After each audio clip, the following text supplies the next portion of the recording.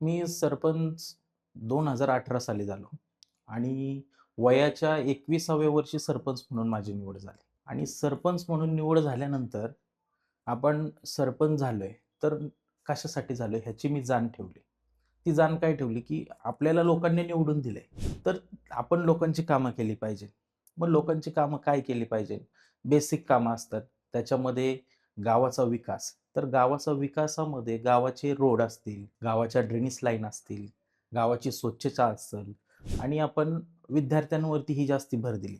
आपण डिजिटल शाळा केल्या आणि त्या शाळेंमध्ये ती शाळा एवढी चांगली केली, की एक मराठी शाळेची पटसंख्या असते साधारण 300 ते 400. माझ्या गावातील शाळेची पटसंख्या आहे 1155, जे की आपल्या पुणे शहरात कुठल्याही शाळेची नाहीये. ती कशामुळे झाली, की आपण डिजिटल शाळा केली. जर मुलं शाळेत आली, की त्यांना शाळेत आलं आणि आपण एका चांगल्या ठिकाणी आलोय, असं त्यांना वाटलं पाहिजे.